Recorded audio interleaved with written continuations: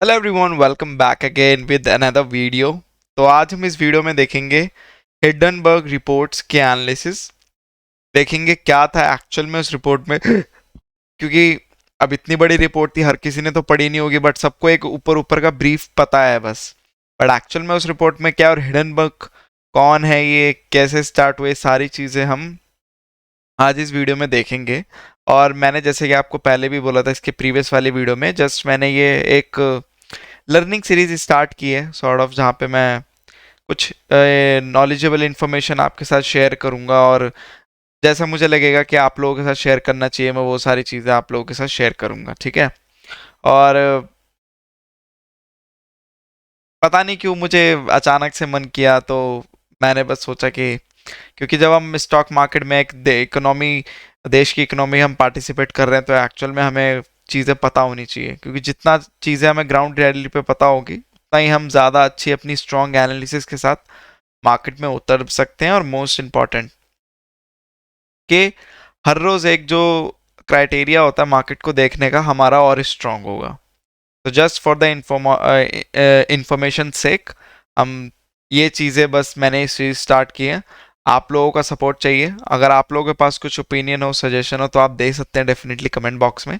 बाकी yes please, जो viewer नए हैं, जाने से पहले, देखने से पहले आगे वीडियो में प्लीज़ चैनल को लाइक करें, शेयर करें, सब्सक्राइब करें। एंड अगर आपको कोई ओपिनियन आप वीडियो में देख सकते हैं, बाकी जो पुराने हैं तो यार आपको तो सब पता ही है, तो प्लीज़ लाइक करो यार, ठीक है। तो चलिए स्टार्ट करते हैं वीडियो को।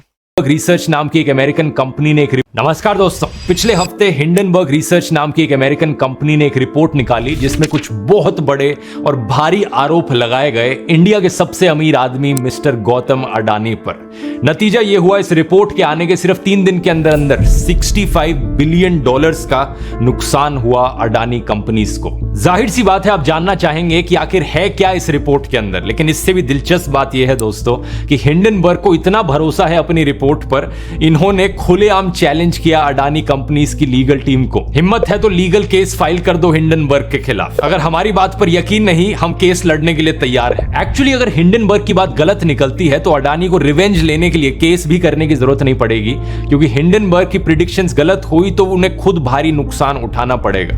ऐसा इसलिए क्योंकि उन्होंने अडानी के स्टॉक्स की शॉर्ट सेलिंग करी है। शॉर्ट सेलिंग आखिर होती क्या है, क्या ये रिपोर्ट पॉलिटिकली मोटिवेटेड है और एग्जैक्टली क्या बताया गया है इसके अंदर, आइए समझते हैं पूरी कहानी को आज के इस वीडियो में। Adani Group companies are continuing to face backlash after a report from Hindenburg Research. 24 जनवरी को हिंडनबर्ग की रिपोर्ट आते ही अदानी ग्रुप ने इसका खंडन कर दिया था। A major short seller, Hindenburg Research. Hindenburg Research. Hindenburg Research. The Hindenburg Research. Hindenburg ने जब अपनी रिपोर्ट जारी की थी तब कहा था कि कॉर्पोरेट इतिहास का सबसे बड़ा फ्रॉड है। अब अडानी को तो हर कोई जानता है, इंडिया में एटलीस्ट, लेकिन हिंडनबर्ग रिसर्च कंपनी का नाम आप में से कई लोगों ने पहली बार सुना होगा, तो इस कंपनी के बारे में थोड़ा जान लेते हैं। इस कंपनी की स्थापना करी गई थी साल 2017 में नेथन नेट एंडरसन नाम के एक आदमी के द्वारा। यह आदमी प्रोफेशन से एक चार्टेड फाइनेंशियल एनालिस्ट और चार्टेड ऑल्टरनेटिव इन्वेस्टमेंट एनालिस्ट है। ये प्रोफेशन का नाम है, बड़ा ही हट्टा कट्टा प्रोफेशन है, सुनने में कॉम्प्लिकेटेड लग रहा है, तो शॉर्ट में समझ लो कि ये फाइनेंशियल एनालिस्ट है। हिंडनबर्ग रिसर्च कंपनी का काम है फाइनेंशियल रिसर्च करना। ये कंपनी कहती है कि इनकी रिसर्च ऐसी चीजों को लेकर होती है जहां पर इंफॉर्मेशन पता लगानी आसान नहीं होती, uncovering hard to find information from atypical sources. Anderson की बात करी जाए तो इन्होंने अपनी पढ़ाई यूनिवर्सिटी ऑफ कनेटिकट से करी थी। इनकी डिग्री इंटरनेशनल बिजनेस में है। शुरुआत में इन्होंने इजराइल में एम्बुलेंस ड्राइवर के तौर पर काम किया था, जिसके बाद ये अमेरिका मूव किए थे। अपने फाइनेंशियल करियर की इन्होंने शुरुआत करी थी इन्वेस्टमेंट मैनेजमेंट कंपनीज में काम करके। जब इन्होंने हिंडनबर्ग रिसर्च कंपनी बनाई साल 2017 में, तो इस कंपनी के नाम के पीछे एक पर्पस था। हिंडनबर्ग जो नाम है यह आता है साल 1937 में हुई एक ट्रेजेडी से। बड़े ही पुराने समय की बात है कि एक बड़ा सा हवाई जहाज होता था हिंडनबर्ग नाम से। यह हवाई जहाज एरोप्लेन वाला नहीं बल्कि एक एयरशिप थी। ये एयरशिप्स आज के दिन वैसे बहुत कम देखने को मिलती है, लेकिन उस जमाने में काफी कॉमन होती थी। तो ये एक हिंडनबर्ग नाम की एयरशिप पर आग लग गई एक्सीडेंटली एक दिन, जिसमें 35 लोग मारे गए। बड़ा ही फेमस डिजास्टर है ये, क्योंकि इसकी फोटोज भी कैप्चर करी गई थी उस जमाने में जब ये हुआ था। एंडरसन स्टॉक मार्केट में हुए डिजास्टर्स को 1937 के इस डिजास्टर से कंपेयर करते हैं, ये कहते हुए कि ये सारे मैन मेड डिजास्टर्स हैं और इनकी कंपनी का पर्पस इनकी राय में है ऐसे स्टॉक मार्केट में हिंडनबर्ग टाइप डिजास्टर्स को होने से रोकना। इसीलिए दोस्तों हिंडनबर्ग एक फाइनेंशियल रिसर्च कंपनी होने के अलावा एक एक्टिविस्ट टाइप कंपनी भी है। ये एक्टिविज्म करते हैं दुनिया की भलाई के लिए कि दुनिया भर में ऐसे स्टॉक मार्केट के डिजास्टर्स ना देखने को मिले, और ये अपना एक्टिविज्म करते हैं शॉर्ट सेलिंग के जरिए। तो अब शॉर्ट सेलिंग समझते हैं एक्चुअली में होता क्या है। नॉर्मली आप पैसा लगाते हो किसी स्टॉक में इस उम्मीद से कि उस कंपनी का स्टॉक प्राइस ऊपर जाएगा और तब जाके आपको मुनाफा मिलेगा, प्रॉफिट मिलेगा। शॉर्ट सेलिंग में आप पैसा लगाते हो इस उम्मीद से कि किसी कंपनी का स्टॉक प्राइस नीचे जाएगा। गाइज मैं एक चीज आपको बता दूं, ये लॉन्ग सेलिंग है, बट एक्चुअल में ऐसा कोई वर्ड तो शायद नहीं होता जहां तक मेरी नोन में है। ठीक है, हम लॉन्ग्स करते हैं पोजीशंस को, तो वो सिंपली लॉन्ग बोलते हैं। शॉर्ट सेलिंग आप सभी को पता है, जब हम किसी भी शेयर को या किसी भी एक एसेट को, या फिर आप बोल सकते हैं इंडेक्सेस में, जैसे कि बैंक निफ्टी हो गया, फाइनेंस निफ्टी हो गया, ये ट्रेडेबल इंडेक्स हैं, या फिर कोई भी स्टॉक हो गया, उसको शॉर्ट कर देते हैं। हम बेट लगाते हैं कि वहाँ से वो प्राइस नीचे आएगा, तो वो तो ऑब्वियस सी बात है। बट लॉन्ग सेलिंग नहीं, मतलब यहाँ पे लॉन्ग से लिखना चाहिए था बस। ठीक है, जहाँ तक मेरे को लगता है। और तब जाके आपको मुनाफा मिलेगा, प्रॉफिट मिलेगा। समझे बात को? जाहिर सी बात है ये तभी आप करना चाहोगे जब आपको उम्मीद है कि किसी कंपनी का स्टॉक प्राइस नीचे जाने वाला है, जब आपको लगता है कि कोई कंपनी ओवर वैल्यूड है। एग्जैक्टली शॉर्ट सेलिंग का प्रोसेस क्या है इसकी डिटेल्स में मैं नहीं जाऊंगा, चीजों को सिंपल रखने के लिए। लेकिन एक चीज आप समझ गए होंगे कि शॉर्ट सेलिंग करना भी पैसा कमाने का एक तरीका है, और इस चीज को हिंडनबर्ग मना भी नहीं करता। हिंडनबर्ग कंपनी का कहना है कि हम पहले अपनी फाइनेंशियल रिसर्च करके कंपनीज के फ्रॉड को एक्सपोज करेंगे, और फिर जिस कंपनी को हमने एक्सपोज किया है उस पर हम अपना पैसा लगाएंगे शॉर्ट सेलिंग करके। हम दाव लगाएंगे कि इस कंपनी का स्टॉक भी नीचे गिरेगा, और इस फ्रॉड के चलते हम खुद भी पैसे कमाएंगे। बड़ा कमाल का बिजनेस मॉडल है ये, लेकिन ये काम बड़ा रिस्की है, क्योंकि शॉर्ट सेलिंग करते वक्त आपके लॉसेस की पोटेंशियली कोई अपर लिमिट नहीं होती। Yes. अब नॉर्मली जब आप किसी कंपनी के स्टॉक खरीदते हो इस उम्मीद में कि वो ऊपर जाएंगे, मान लो आपने 1000 रुपए लगाए एप्पल के स्टॉक में, ज्यादा से ज्यादा बुरी चीज क्या होगी कि उस एप्पल का स्टॉक बिल्कुल जीरो हो गया और आपने सारे 1000 रुपए अपने खो दिए, आपका नुकसान 1000 रुपए का हुआ। लेकिन शॉर्ट सेलिंग करते वक्त आप इस पर पैसा लगा रहे हो कि वो स्टॉक कितना नीचे जाएगा। अब नीचे जाने की जगह अगर वो ऊपर चला गया, ऊपर तो वो कितना भी जा सकता है, वो 100% बढ़ सकता है, 200% बढ़ सकता है, 300%, 1000% बढ़ सकता है। आपने अगर 1000 रुपए लगाए शॉर्ट सेलिंग में, तो उसका नुकसान आपको 10,000 रुपए का भी हो सकता है, 1 लाख रुपए का भी हो सकता है, अगर वो इतना ऊपर चला गया स्टॉक। तो नॉर्मल स्टॉक मार्केट में इन्वेस्ट करने से कहीं ज्यादा रिस्की काम है शॉर्ट सेलिंग करना। Yes. अब ये समझ लिया, आइए समझते हैं अडानी ग्रुप के ऊपर लगाई गई एलिगेशंस को।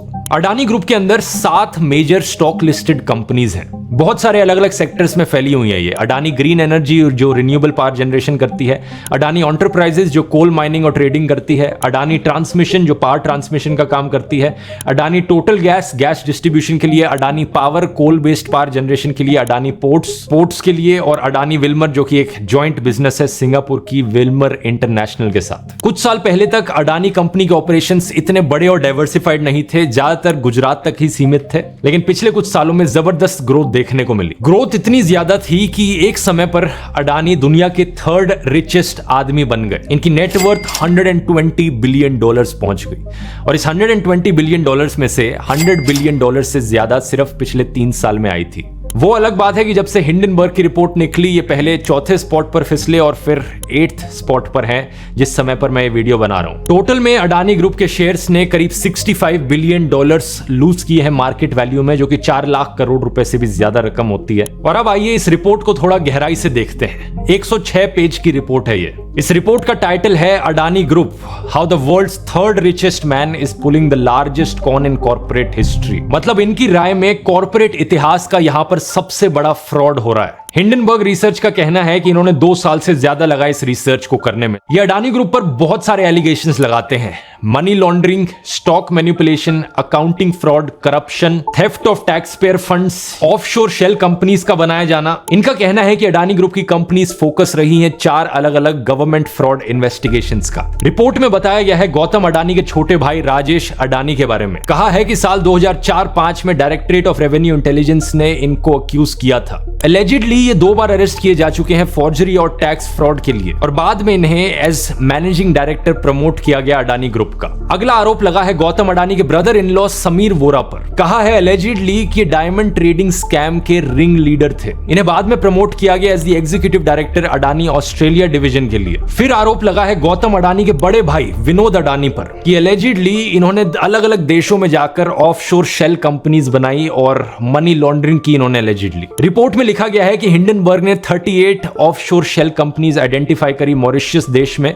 जिसे विनोद अडानी या उनके क्लोज एसोसिएट्स के द्वारा कंट्रोल किया जाता है, और कई और टैक्स हेवंस जैसे कि कैरिबियन आइलैंड्स में इनकी कंपनीज देखी गई। ये कहते हैं कि कई ऐसी शेल कंपनीज है जिनकी कोई वेबसाइट तक नहीं है, कुछ की वेबसाइट है तो उन पर सिर्फ स्टॉक फोटोज लगा रखी हैं, कोई एम्प्लॉयज नहीं है उन कंपनीज के, कोई ढंग का एड्रेस तक नहीं है। वैसे यही शेल कंपनीज का आरोप लगा था पैनामा पेपर्स के एक्सपोजे में, अगर आपको याद हो, बहुत बड़ा एक्सपोजे जो हुआ था। इस पूरे प्रोसेस को अगर आप डिटेल में समझना चाहते हैं कि ये शेल कंपनीज काम कैसे करती हैं और ये फ्रॉड होता कैसे है, तो इसे आप डिटेल में समझ सकते हैं इस 80 मिनट की ऑडियो बुक में पैनामा पेपर्स के ऊपर, जो कुकू एफएम पे आपको मिलेगी। कुकू एफएम को नहीं जानते, एक बढ़िया ऑडियो लर्निंग का प्लेटफॉर्म जहां पर ढेर सारी ऐसी नॉलेजेबल ऑडियो बुक्स आपको सुनने को मिलती हैं। हिस्ट्री, ज्योग्राफी, फिक्शन, पॉलिटिक्स, हर टॉपिक पे आपको ऑडियो बुक्स मिलेंगी। और अगर आप कूपन कोड ध्रुव50 इस्तेमाल करेंगे तो फर्स्ट मंथ पे आपको 50% ऑफ भी मिलेगा। 99 रुपीज की जगह सिर्फ 49 रुपीज कॉस्ट पड़ेगी कुकू एफएम के सब्सक्रिप्शन की। इसका लिंक नीचे डिस्क्रिप्शन में मिल जाएगा। और यहां मैं धन्यवाद करना चाहूंगा कुकू एफएम का इस वीडियो को स्पॉन्सर करने के लिए भी। टॉपिक पर वापस आते हैं। हिंडनबर्ग ने कहा है कि इन्होंने कई आरटीआई एप्लीकेशंस भी फाइल करी थी सेबी के साथ, ये पता लगाने के लिए कि ये ऑफशोर फंड्स एक्चुअली में पार्ट है ऑनगोइंग इन्वेस्टिगेशन का या नहीं। ये कहते हैं कि एक साइप्रस बेस्ड कंपनी है न्यू लाइना नाम से, जिसका एक समय पर 95% पोर्टफोलियो सिर्फ अडानी ग्रीन एनर्जी शेयर्स से बन रहा था।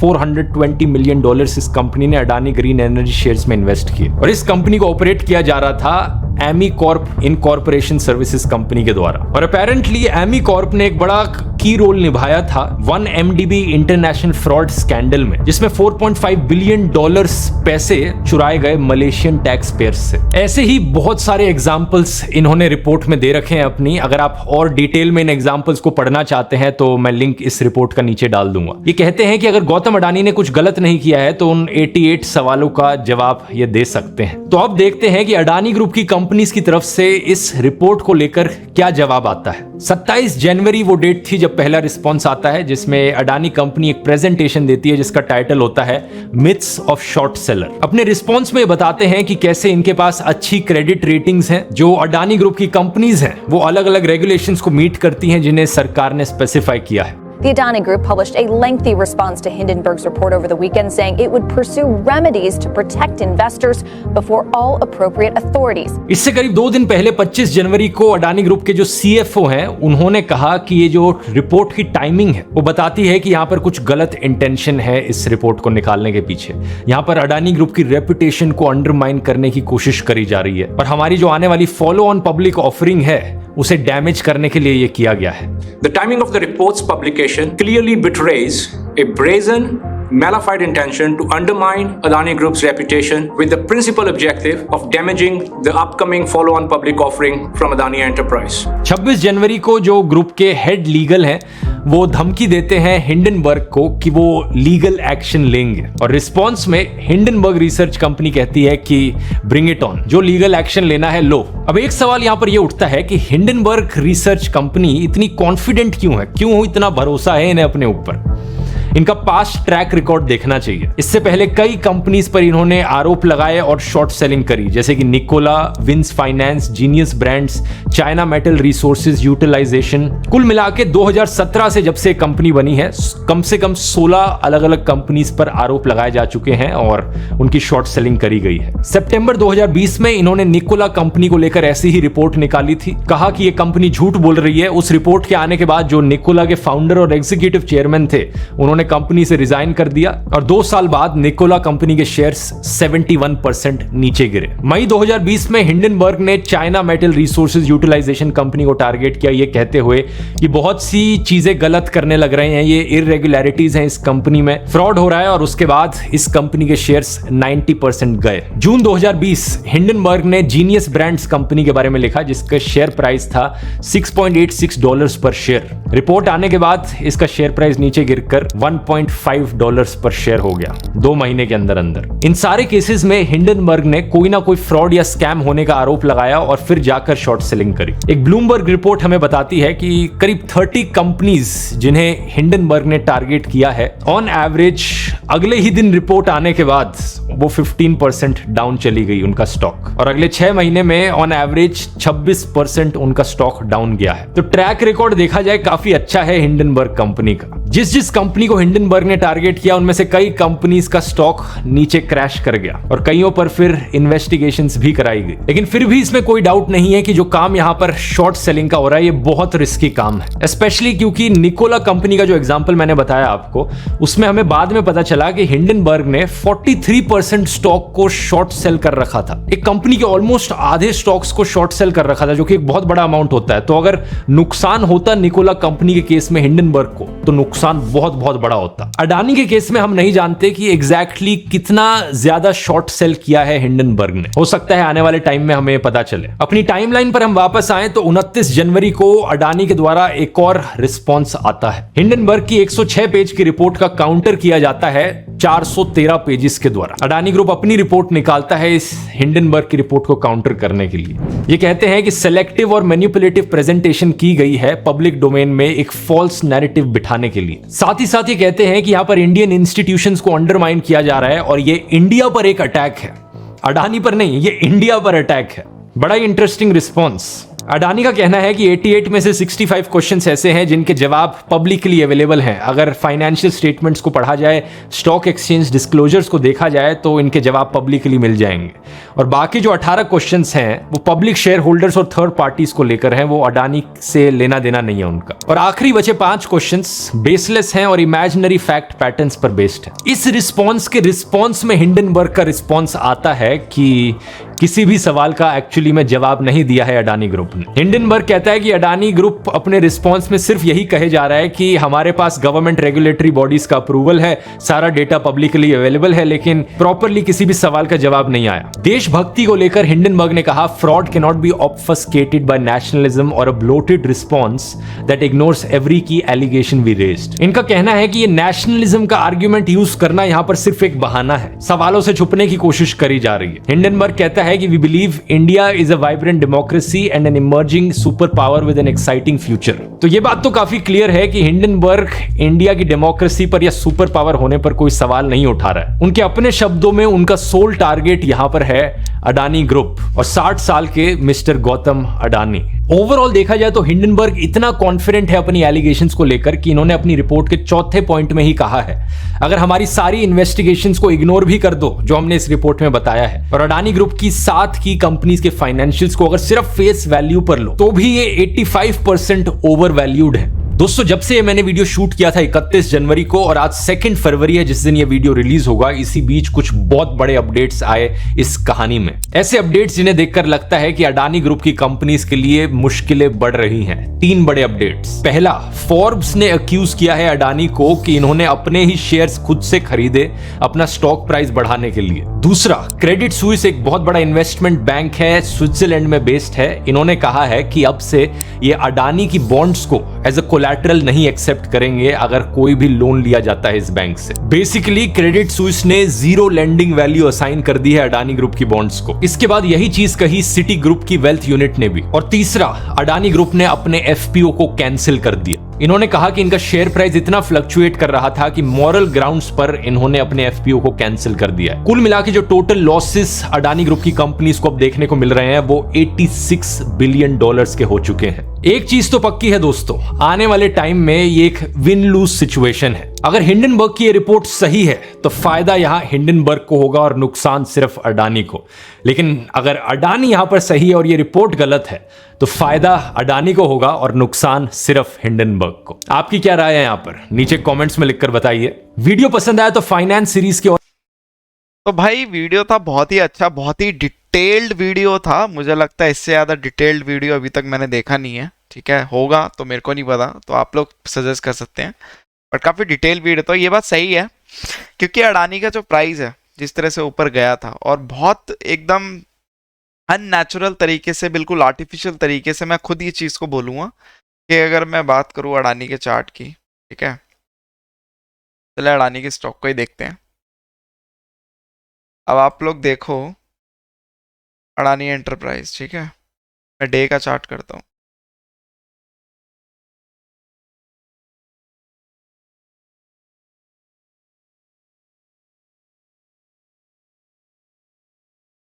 ये देखो सीधा स्ट्रेट लाइन में ऊपर, कहाँ से रैली स्टार्ट हुई थी? ये रैली 21 जून 2022 से हुई थी, ठीक है, 21 जून 22 मतलब जून से ले लो आप।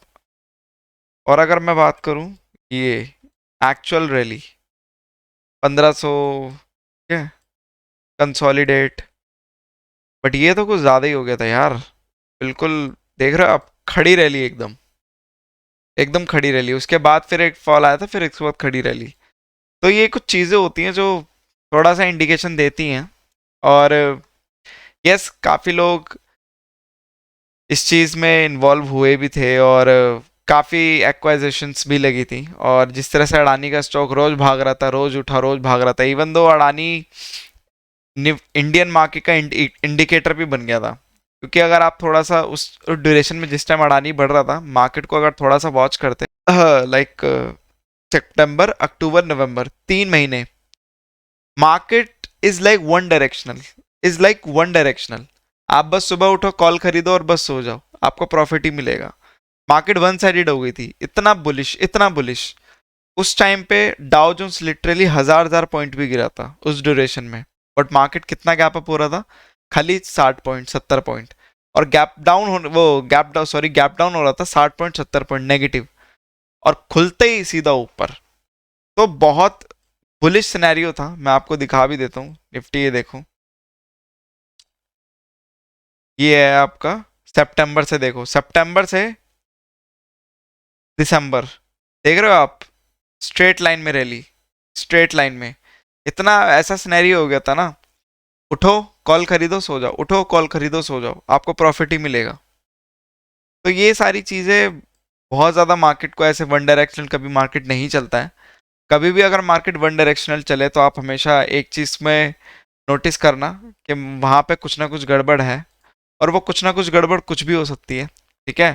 तो इसलिए बोलते हैं कि एकदम चैम्पियन होता है ना, कैम्बिलियन होता है, उसके correct pronunciation I don't know, अगर सॉरी अगर मैं गलत प्रोनाउंस कर रहा हूँ, ठीक है, कैम्बिलियन होता है। तो वो जैसे रंग बदलता है, गिरगिट गिरगिट जैसे रंग बदलती है, आपको मार्केट में हमेशा वैसे रहना है। आपको सिर्फ प्रॉफिट से मतलब होना चाहिए, वेदर मार्केट ऊपर जाए नीचे जाए। आप बस ये देखो मार्केट का सिनेरियो क्या चल रहा है, जैसे चल रहा है आप उसके अकॉर्डिंग चलो। क्योंकि अगर आप ज़्यादा प्रीएजम होके चलोगे तो डेफिनेटली आपको चोट ही लगेगी। तो उस टाइम पे बहुत लोगों को चोट लगी, क्योंकि मार्केट की न्यूज़ नेगेटिव, मार्केट का data negative, US market negative. ऐसा मैं नॉर्मल नेगेटिव की बात नहीं कर रहा, प्योर नेगेटिव। बट हमारी इंडियन मार्केट खुलते ही सीधा ऊपर, तो बहुत लोगों का वहाँ पे लॉस भी हुआ था। और उसमें एक हेटेड बुल रन जिसे बोलते हैं, हेटेड बुल रन, वो था, ठीक है। तो बस ये मैं आपको मैसेज दूंगा कि कभी भी चीज़ें जो मार्केट में दिखाई जाती हैं, थोड़ा सा बी अवेयर। क्योंकि अगर आप देखो अडानी का स्टॉक 4200 के ऑलमोस्ट हाई लगा के आया है, और सिर्फ कितने दिन में, 3-4 दिनों में 1000 रुपये का लो लगा के आया है ये। तो 3000 का cut is not a joke. तो ये थोड़ा सा आप लोग चीज़ को समझे, और जैसे जैसे चीज़ें होती हैं उसके साथ साथ, चीज़ों को समझने के साथ साथ ग्राउंड रियलिटी भी चेक करें। स्पेशली मैं इन्वेस्टरों की बात करूं तो जो भी इन्वेस्टर ये वीडियो देख रहा है, तो मेक श्योर आप हमेशा एक ग्राउंड रियलिटी हमेशा चेक करें किसी भी स्टॉक की, ठीक है, कि वो स्टॉक क्या चल रहा है, क्या जा सकता है उस स्टॉक में, क्या क्या हो सकता है। तो वो थोड़ा सा आप लोग एनालिसिस करके फिर इन्वेस्टमेंट किया कीजिए, ठीक है। बाकी यस, अगर आप लोगों को वीडियो अच्छा लगा तो प्लीज़ लाइक करें, शेयर करें। अगर आप मेरे चैनल पर नए हैं तो चैनल को ब्राउज कीजिए, आपको सारी चीज़ें समझ में आ जाएंगी। और जो पुराने हैं प्लीज़ क्या कर रहे हो यार, लाइक कर दो। चलिए, आगे भी वीडियो देखूंगा मैं कोई ऐसा वादा नहीं कर रहा कि इस सीरीज में वीडियो कंटिन्यूस आएंगी, बट जब भी मुझे लगेगा आप लोगों के साथ शेयर करनी चाहिए जो कि stick to the stock market related होंगी, डेफिनेटली मैं वीडियो लाऊंगा। अदरवाइज आप लोग सजेस्ट करेंगे तो मैं उसके ऊपर भी ले आऊँगा। चलिए वीडियो को यहीं एंड करते हैं। Thank you so much, and thank you so much for your support and love. Thank you.